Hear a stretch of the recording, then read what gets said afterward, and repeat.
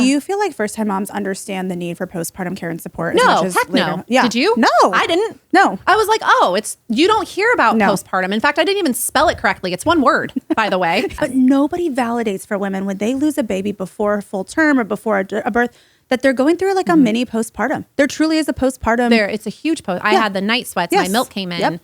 Like everything, but I didn't. I woke up in the middle of the night thinking I had a baby, and like there's no baby. Yeah. Postnatal depletion syndrome is very well known in other countries. It is not well known here. Okay.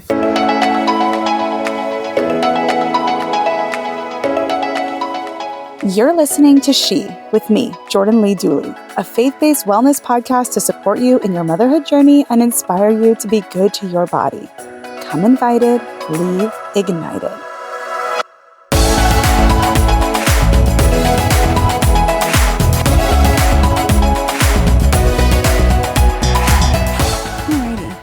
Stacia. Yes. Welcome to She. I'm loving this. So fun to have you So in my fun. mini studio. It's such a fun new space. It is. It's beautiful. Yes, I am so excited because you've taught me a lot that I wish I would have known with my first baby, that I feel so much more prepared going into postpartum the second time around.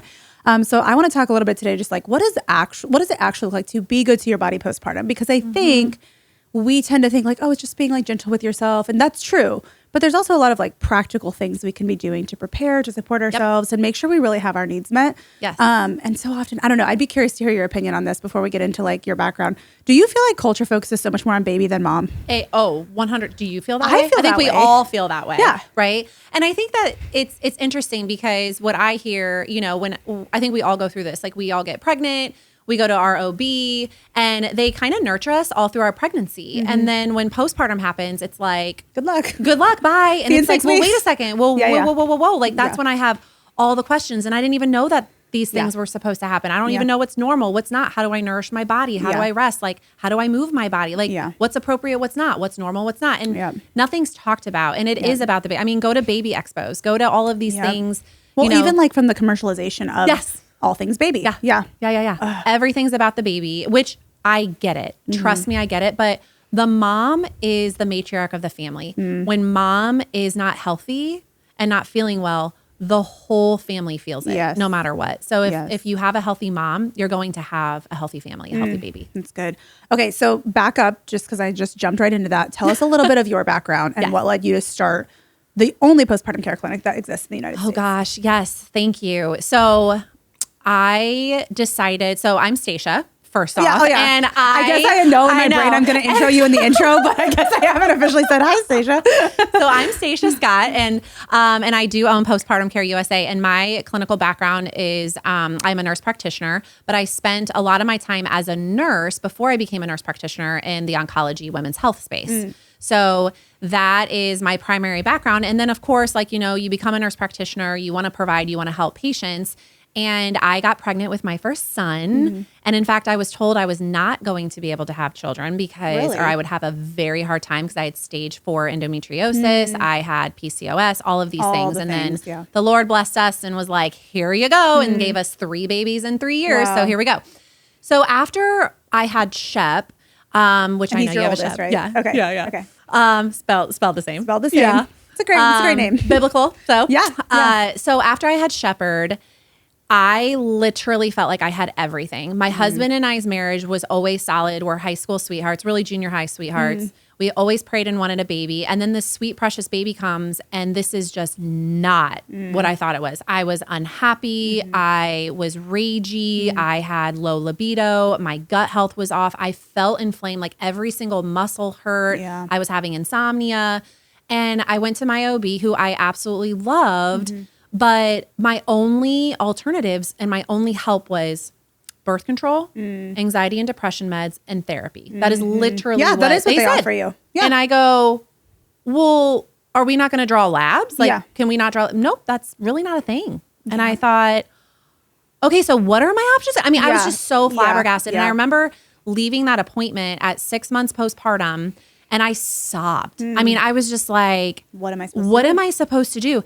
And then my husband was like, well, learn. Like you're a provider, like why? And I started questioning things. Like, when you're in it and you really see it from the patient side. Yes. On the patient side, you're like, well, wait a second. This can't be like, I can't be the only mom feeling this way because I know for a fact, I don't want to have more kids if I feel this way. Like we would not have a population if moms felt this way. Literally. Honestly. Yeah. And so I started studying and then I got pregnant in the midst. I was 12 months postpartum while breastfeeding, no period. And I got pregnant and I was like, okay, well then everything kind of comes back up and you're like, I feel good. Like, you're doing the things. And then I had Precious Easton and that postpartum was a little bit better. I would say I was just kind of in it and I didn't really know any differently than I did with Shep. I still felt depleted. Maybe you weren't so caught off guard. Yeah, I wasn't super caught off guard, but still something felt off. And then I got pregnant again at 11 months postpartum with Cody. That's like really putting your body putting my body through the ringer. Like depletion central, thyroid. I say that all the time. I had no idea until I studied it that thyroid could like really takes a hit every single pregnancy. And we really should be getting thyroid labs after we have a baby. Yeah. So fast forward to when I was pregnant with Cody, I was like, I really feel in my heart that I need to change this route. And then my best friend, Chelsea, had her first baby and she, everything went great. And then one day I get a phone call and it was Chelsea's being lifelined down to Riley, the new OB-ICU unit that had just opened. It was COVID. And I'm like, wait, what? Because she had gone home and we had FaceTimed and talked on the phone and I actually sent her back to the hospital. So to make long story short, she was having really high blood pressure issues at home and her legs were really swollen and she had postpartum cardiac myopathy, which only is about an 8 to 10% chance of living. And I was like, brought to my knees. And did you know that's what she had or did you just have a sense something was... I knew she had preeclampsia. Okay. And just by how swollen she was, I was like, ooh, like that was something that was in the back of my mind, but I had never seen it in person. Gotcha. So I was like, there's no way. She's only been home for like 12 hours, Yeah. So to make long story short, she was intubated and lifeline down to Riley and she did end up making a full recovery. And after, by the grace of God, afterwards, like I just felt so called and you can't ignore God's calling in your life. Yeah. And I was like, I never want this to happen to another family. I never want anyone to get a phone call that like their best friend is. And it's the thing that is really sad is that it's 100% preventable. 100% preventable. It was a medical error. And she just thought it was normal. Do women know that that's preventable? Because I think I've seen stories like this online and I'm like, I remember I texted you like, what, this can just happen? I had no idea. And I think it's really assuring to know that it's preventable. But do you think a lot of women don't even know that it's preventable? Yeah. They just think it was a bad luck. Well, we don't know why it happened. No, there's labs that you can ask to order. It's immediately after having a baby or Yeah, like your BNP, that's huge. It can detect if your heart took a hit and if it's trending in the wrong direction. Monitoring more than 18 hours postpartum. I've had several patients with C-sections that are sent home within 18 hours and really 24 hours up to 17 days postpartum is when you are most at risk for things going wonky. So that 24-hour mark when moms and are meanwhile, sent home, moms are like not sleeping, not recovering. Of course, things could go wonky. And they're kind of pushed out. They're kind of like because people gotta get the next bed. Whereas when our moms delivered, like the minimum stay was like 3 days. If you had a C-section, the minimum days was 5 days in the hospital.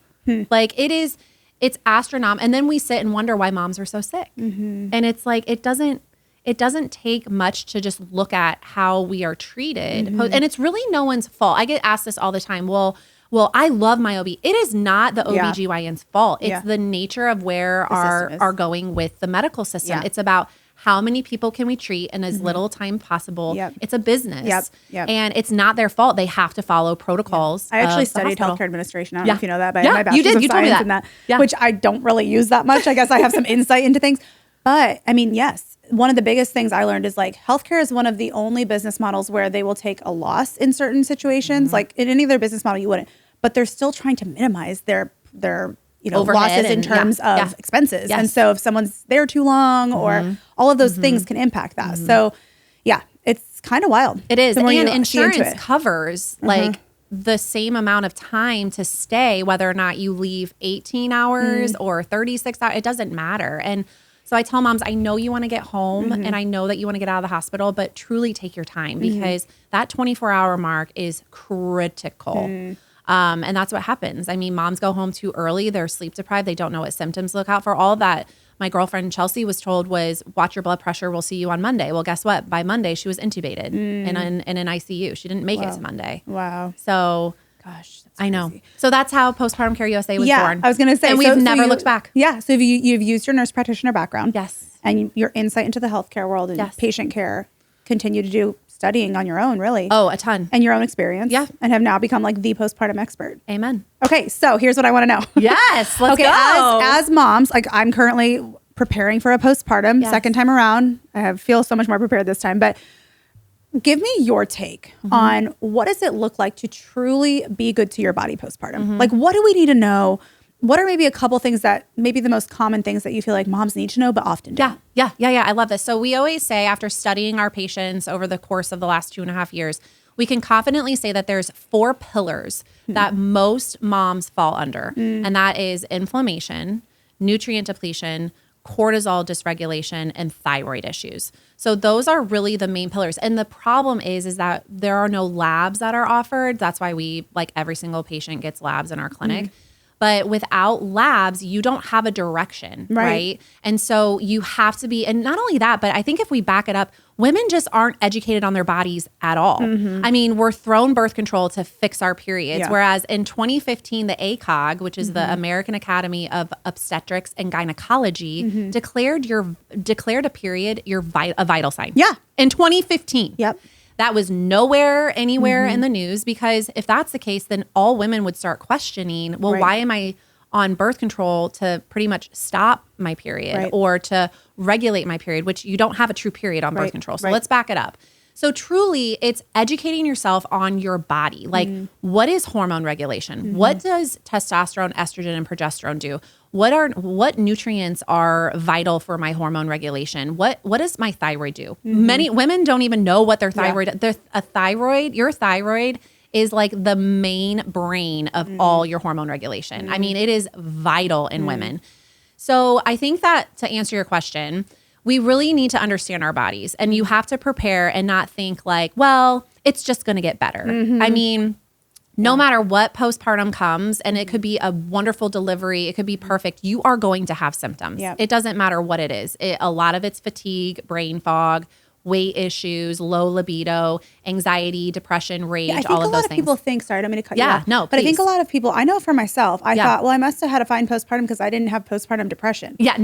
It's like, that's like one of so many things. And now I look back and I remember similar to what you shared about with when you had your shepherd, with your first birth, I remember thinking, I dreamed of this and prayed for this for so long. And I thought it would be like the most joyful thing. And it eventually became that. But the first several months postpartum, I was like, I'm not enjoying this. I'm kind of miserable. And then I was like, that feels really, I didn't even feel like I could say that out loud. I literally felt like I couldn't say that out loud because I'm like, I would be so mad at myself 3 years ago hearing myself say this. And I think women feel like they can't share that. Right. Total mom guilt. But I thought, well, I mean, I don't have postpartum depression. Like I wasn't depressed. So I should be I was thankful. just struggling. Yeah.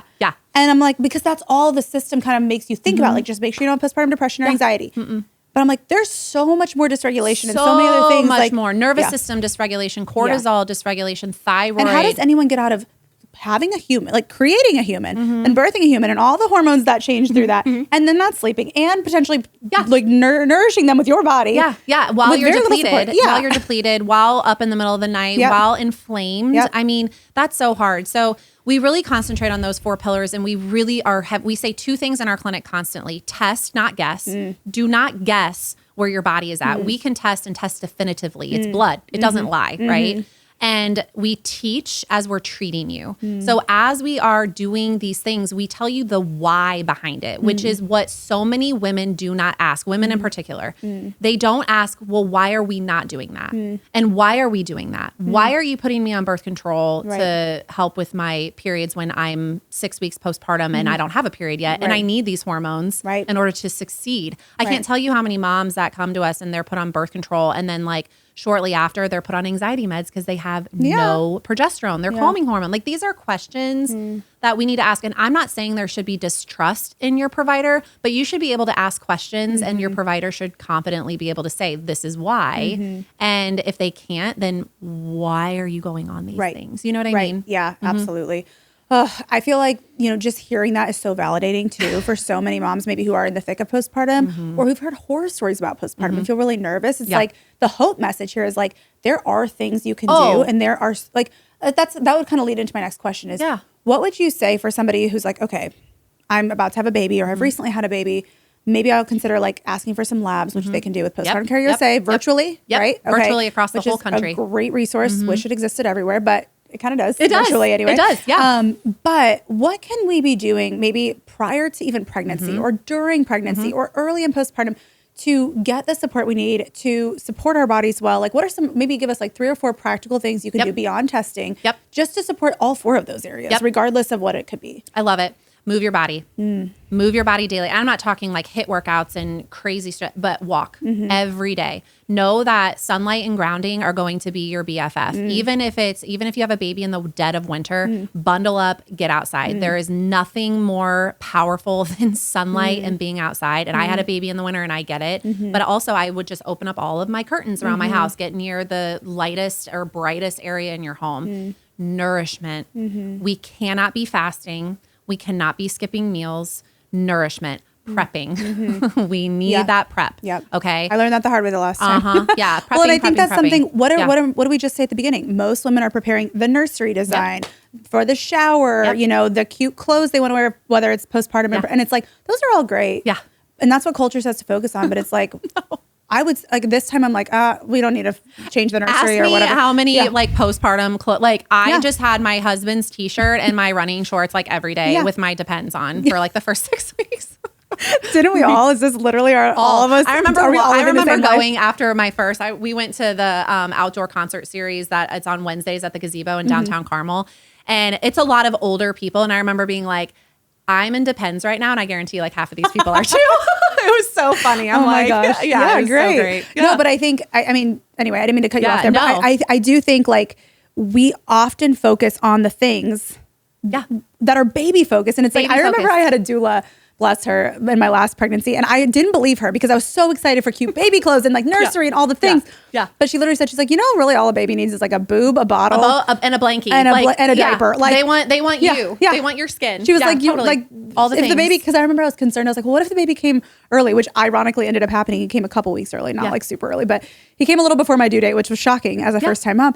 And I remember that like in the back of my mind, I was like, I should have focused on the meals for me and the things for me because now this baby's depleting me and screaming at me all night long. And all he really needs is a diaper and my boob. Like, I don't know what else to do We here. don't need to make it complicated. And it's so, I mean, the baby industry is huge, but what about the postpartum industry? We do not financially plan for our recovery. We really don't. And it is so. It's like, what if we rerouted half the funds we were going to put into a bunch of, baby things matter. They but do. Like but not a brand new snoo. Like that is literally almost $3,000. I mean, it is insane. I mean, I don't understand it and I don't understand, but we're not conditioned for that. And that's what's hard. And we're up against a really strong narrative about postpartum and that we don't need to prep for it and that it's just motherhood and this is just normal how you feel this way, and it's not. Another one too is supplements. You can start on certain supplements to help like immediately replenish postpartum. Really? Okay. Give us a little like explanation of what a couple of those could be. So magnesium glycinate, that is the gold standard nutrient. That is the biggest nutrient that we have in our body. I always say if you have like all of your nutrients in a row, like zinc and ferritin and all the, like magnesium is the one that tells them what to do. It tells them where to go, so when magnesium is down, which because it's utilized more, then everything else is kind of off. Is it common for moms to have low magnesium? It's common for most of the population to have low magnesium. Little baby girl. She's like, get your magnesium in, mom. Your magnesium, mom. Okay, that's interesting. No, magnesium glycinate is huge. And there's 7 different magnesiums, not magnesium citrate. Okay, that's for constipation. This is magnesium glycinate. It is well absorbed. So that's one of them. And then we also really like Shisandra. Okay, so it sounds like a really fancy name. It does. Like, that's a cute baby name. Kind of sexy, right? It's like Shisandra. So, You'll never forget the supplement ever. Never, ever. So Schisandra is actually an herb, and it is completely safe for pregnancy, postpartum, breastfeeding, anything. But Schisandra is a natural glutathione, which what in the world does that mean? So that is a liver detoxer. So it helps push hormones through your liver when you are inflamed and backed up and nutrient depleted and all these things. And it'll help prioritize those hormones that need to be utilized. So it's probably my favorite women's health herb that is on the market, to be honest. So it's a natural glutathione. It clears out your liver from inflammation, natural detoxer, and then it naturally will stabilize your sex hormones. Wow. Yeah. Do you feel like that's really helpful too, especially if you have a medicated labor of any kind, C-section or epidural or anything like that, to flush out all the gunk? Yeah, I would imagine. Yeah, Pitocin. Yeah. Yeah. Yep. Wow. Okay. Those are great. Love it. Yeah. Magnesium glycinate, Schisandra. And what do you have any to say others? it like that? Yeah, we have to. Schisandra. Too much. So good. Okay, you've taught me a couple. What was the is there a third one that you usually recommend? Okay, there what's is that? black cumin seed oil. Okay. So black cumin seed oil is one of those like just hidden gem supplements. It doesn't sound really good, to be I honest. know. I'm like, Well, it sounds kind gross. of, black cumin seed oil, it does taste like black pepper, but you kind of get used to it. So I take it at night. So then you just kind of burp your way through the night. Like a lot of moms will say like, I'm burping and it tastes like black pepper. I'm like, well, yeah. But the funny. Benefits, first of all, the benefits are amazing. It's a natural anti-inflammatory. So it's anti-inflammatory, anti-mold, anti-parasitic, antibacterial, antiviral, and it also helps with replenishing your ferritin, which is your ferritin is what you lose when you bleed. Yeah. Right? Right. So it is wonderful. And it helps just with all of those things that could be going on, because when you are inflamed, your immune system suppresses too. So you're more at risk for parasites and bacterial infections or viral infections just because your immune system is shot. Wow. Yeah. Okay, so the three are magnesium glycinate, Schisandra. And black cumin seed oil. Yeah. I love it. Okay, write those down. Yep. Because those are things to get on your list to prep for postpartum. And we have that in our full scripts, and they'll be right there for you. Yeah, we'll put a link in the show notes. Yep. Love it. Okay, that's great. From a nutrition standpoint, yes. What are a couple things just to prioritize? Like, I mean, obviously we can, it's ideal to prep, weeks worth of meals before and all that. But just, let's say somebody's a couple weeks postpartum, they're struggling with depletion or they just feel not themselves. What are a couple nutrients to say, prioritize these, get them through these couple foods? Yes. Protein. We will say this time and time again. Okay. Protein. We say that all the time in our clinic. Protein, good carbs, complex carbs, and fats. Fiber is also wonderful, but this is a time where a lot of moms also feel like they have to bounce back after baby, and they're really paying close attention to like their calorie intake or, but remember, like when you are inflamed and you are breastfeeding or you're healing, even if you're not breastfeeding, your body is burning because it's trying to get back to homeostasis. It's trying to balance. So what we do is we say, okay, do not skip meals. Like even if it's intentional or not, no intermittent fasting, absolutely not. Prioritize protein. So chomp sticks, you can have even like nuts and chicken and just as much as you can. I always say like red meat. And I know that a lot of moms that we see are like vegetarians. And I tell them very gently, like now is not the time. You are going to be so depleted. Like God put food on this earth for a reason and we need to utilize it because it is so important postpartum. So protein, complex carbs. Do not be scared of carbs. Carbs are not all created equal. So we want rich and colorful. Think colors of the rainbow. Stay away from the starchy white. Okay.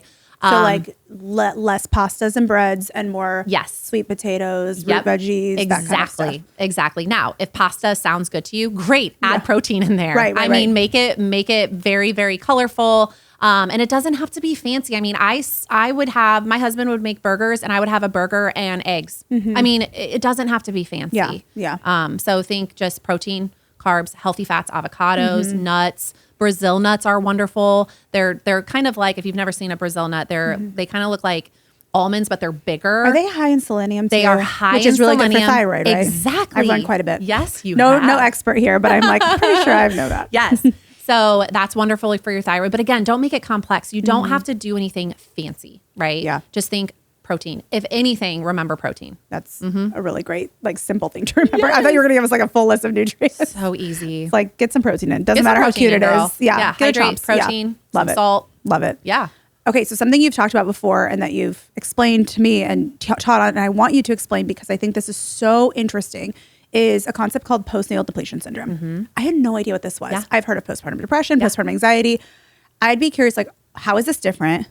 Is it similar in any way to these things? Can the symptoms be similar? Like, walk us through what is postnatal depletion syndrome. Yes. So postnatal depletion syndrome is very well known in other countries. It is not well known here. Okay. So the founder of it, his name is Dr. Saralak, and he is wonderful. And he is born and raised in Australia, and I believe now he practices in New Zealand. Okay. But he kept seeing all of these moms, and he was just like, man, like they're coming in with all these symptoms and da-da-da. And he did studies and studies and studies, and he came up with the term postnatal depletion syndrome. And if you think about it, it makes total sense. So this is what it is. When you are pregnant, your placenta houses all of your hormones and all of your nutrients. Okay. It is the brain of your entire pregnancy, really for your entire body. It is miraculous. You literally grow another organ. Yeah, it's wild. It's wild. So it's very smart too. So when the baby goes through a growth spurt, it'll give some nutrients to the baby. If you're sick, it'll disperse just enough for you to feel healthy and keep some left over for the, I mean, it's truly miraculous. And so once you deliver that placenta, where's all your hormones and where are all your nutrients? Essentially, you're starting from scratch. So then on top of your nutrient depleted and hormone depleted, you're not sleeping, you're not eating well, you're breastfeeding, you're healing from your delivery, maybe even a C-section, which is the second biggest abdominal surgery in the world. Yeah. And you're What's the first biggest? It's called a HIPEC. Oh, Yeah. really? Yeah. Okay. Yeah. It's huge. It's a huge abdominal surgery. It's huge. Okay. It's for cancer I patients. was just curious. Yeah. Okay. Yeah. That's a great Wow. question. That's wild. But no, a C-section is huge. So as your body is trying to rebound without appropriately replenishing, with no guidance, no labs, like he was like, every single woman that gives birth has to get labs. It affects literally every single part of your body. Wow. From inflammation to immunity to cortisol to thyroid to sex hormone regulation. I mean, Wow. everything is affected. And so that's when all those pesky symptoms can happen. Not only postpartum anxiety and depression. Postpartum anxiety and depression is not a mental health issue. It's a nutrient depletion issue. I was going to say, is that related? Yes. Yeah, I would imagine. Nutrients balance your hormones. Hormones balance your mood. That's why it's so aggravating sometimes when moms are immediately put on birth control because then they have no hormones. I wonder, does that help anybody? Yeah, I was going to say that has to be the most defeating thing. Like, okay, I'm doing what they tell me. No, in fact, a lot of moms and some of them that are probably listening went on birth control and then they start feeling anxiety and depression a little bit later, like a couple months later. And then they go on anxiety and depression meds. And it's like a cycle. It's a cycle. It's an absolute cycle. So that's the thought behind it, and it absolutely makes sense. So symptoms can range from low libido, hair loss, and I'm not talking like the postpartum hair loss. I'm talking like chunks of hair falling out is not normal. Insomnia, sugar and carb cravings. I mean, you name it. It has to do with it. Wow. Does that make sense? Yeah. So that's what I was curious about is we hear these terms postpartum anxiety, postpartum depression. And I think it's so critical to know that that is often so related to nutrient depletion and imbalances. And it's not just like it's not always as simple as, oh, you just need to be put on a mental health med. No, especially because it's probably more situational. If this isn't something you're chronically dealing with, then it's probably not a mental health issue. And I'm your not mental health is impacted. Yeah, for sure. your mental health is, and I'm not saying that there should never be a time for anxiety and depression meds. Like I know like some of our moms that have had stillbirths and like they just really need something to like get through, or they've had traumatic births and all that stuff. But I've literally can confidently say not a single one of my patients that are on an anxiety and depression med does it work. They still feel, or it's working, but they have so many other symptoms, low libido, weight issues. I mean, so, and anxiety and depression meds deplete you even further. So does birth control. Wow. That's fun.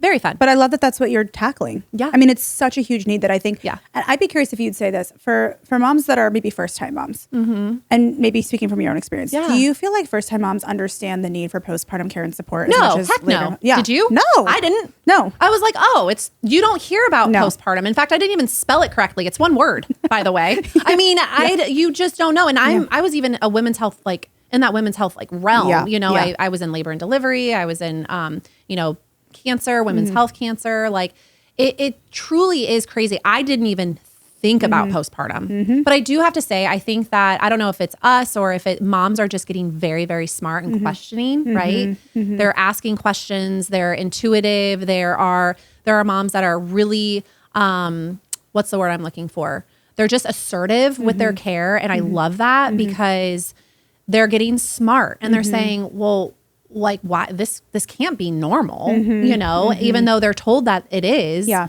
This just because something is common doesn't mean that it's Correct. good, and doesn't even really mean that it's normal. But we've kind of used the word common and normal interchangeably.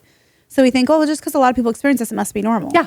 Well, no, it might just be common, but it's not good. It's, I always say that. I go, they're like, I know that this is normal. I'm like, I go, it's common, but it's not normal for you to be fatigued. And at 12 o'clock, you are dead tired. And, you know, it's normal for you to be tired. Yeah. I'm okay with you being tired. But if you are planning your entire day around a nap and you are, you know, having those afternoon, just sluggishness, like that's not normal. No. Yeah. Okay. 2 more quick questions for you because you touched on tired. What do you encourage women or mothers to do to address or to support their energy and like kind of address a lot of that fatigue that many can experience? Yep. I love this. So first things first, whenever you wake up in the morning, you have to hydrate. Okay. And I'm not talking with just water. I'm saying like hydrate with like trace minerals, salt, and not just like, you know, table salt. I'm talking like pink Himalayan salt. Okay. We love Relight.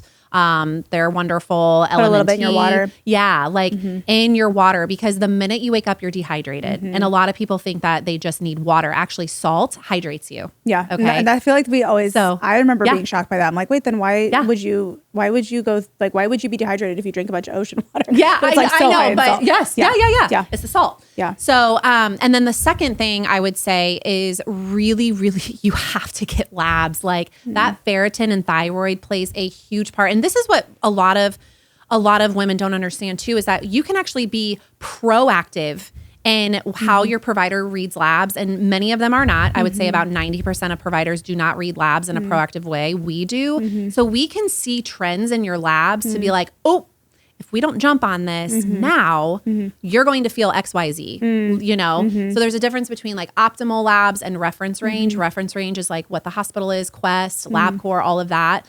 Or an outpatient clinic. But optimal is, where does your body need to be at to feel to not be symptomatic, right? So as you are having like symptoms, we're proactively teaching you, like, if this comes, this is because of this nutrient. If this comes, this is because your thyroid's out of whack. And how do you balance that naturally? That's what we do. So labs have to be done. They are non-negotiable. And at what point postpartum do you recommend doing that? Like immediately after birth, a week after birth, anytime after 6 weeks postpartum. Okay. And I want to say this because a lot of moms message me on Instagram and they're like, well, I'm 5 years out. That is okay. It is never too late to get labs. Because you're kind of always postpartum. You're always. We often think of the postpartum period, like the first few weeks, which is the most intense postpartum period. Yes. But 100%. Like you're postpartum after you've had a baby. You're postpartum. Yeah. And I always say, if you did not have these symptoms prior to baby and you have them now, it is postpartum related. You are not crazy. Absolutely it is. And there's so much that can be done. So labs, to be proactive, not reactive. We don't wait for things to get bad and then jump on it, because that is going to put you in a whole other hole. Yeah. And then you're gonna have to dig yourself out in the midst of motherhood and figuring everything out. And it's a lot. So yeah.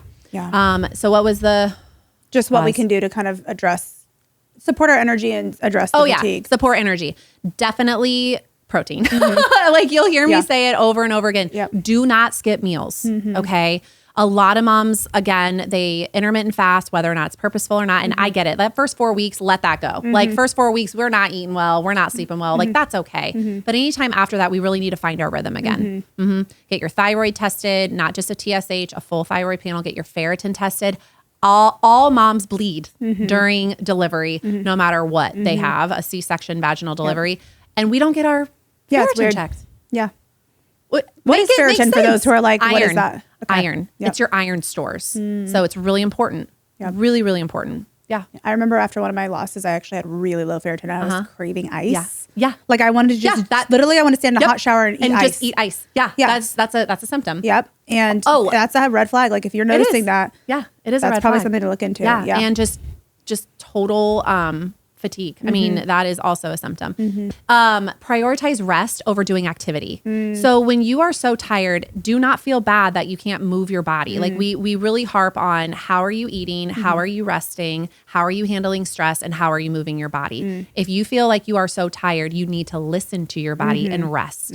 Don't feel guilty about that at all. I always felt like I would lay down and I'd be like, I have 14 loads of laundry to put away. I'm just going to do that real quick while the baby sleeps. Heck no. The laundry can wait. Let it pile up. Someone will put it away for you. Okay. I'll and if come they over don't, and do call, it. call us. Call us. I'll be there. I love organizing.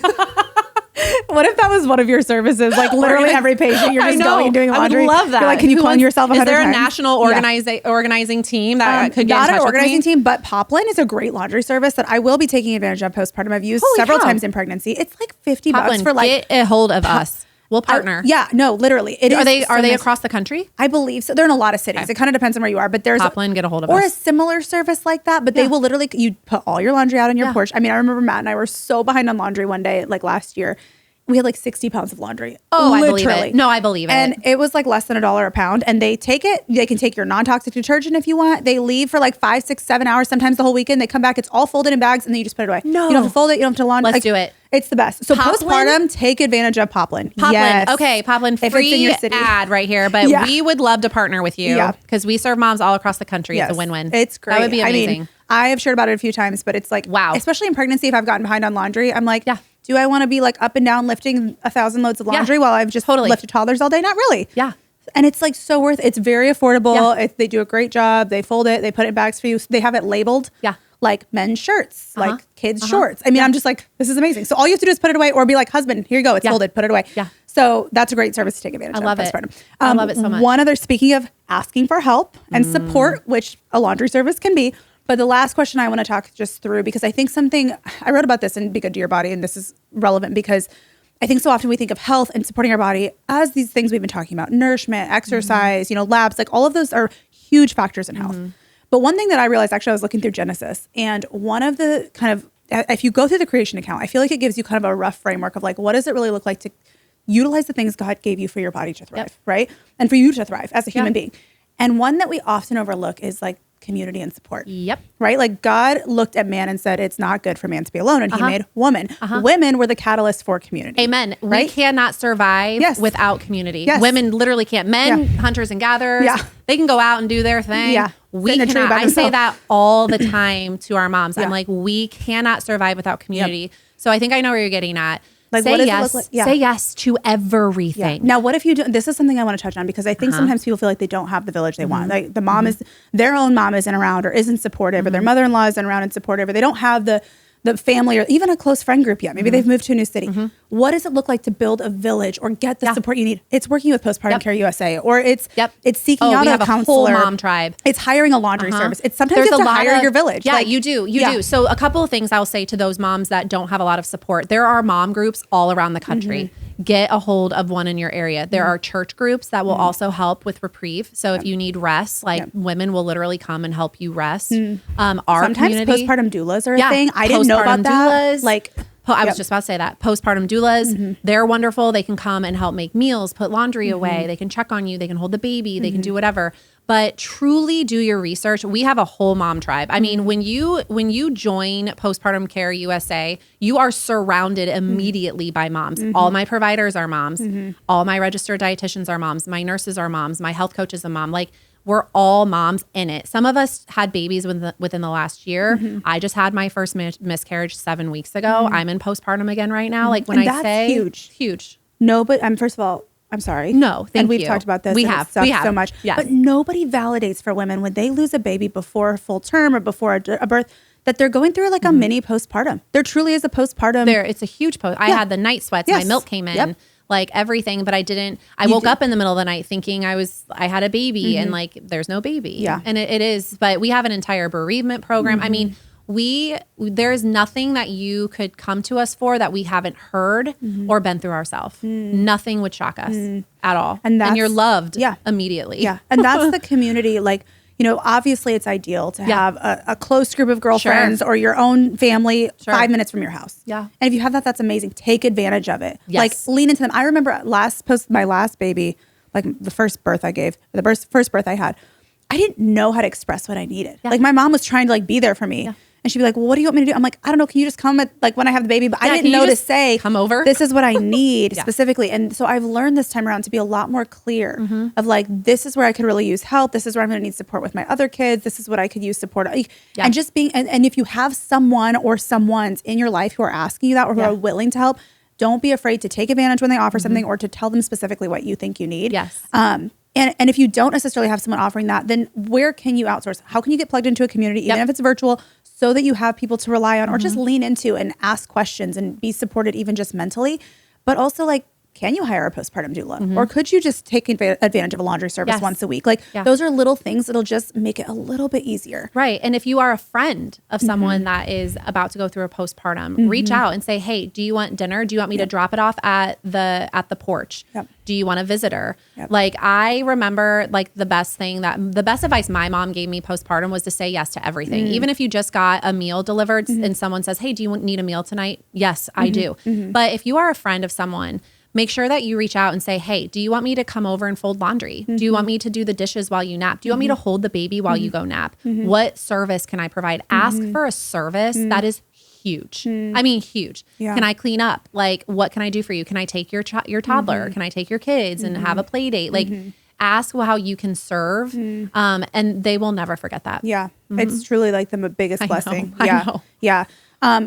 One last question about like community and expectations. When it comes to like your spouse or your immediate family, if you have other kids in the home, whether they're older or whatever, how can you involve them and also just discuss, like have a healthy conversation about what, getting everyone kind of on the same page for postpartum and what your needs are and whatnot. Like what can those conversations look like? How do you initiate those with your spouse or your older kids? Yeah. So I had three and under at the time.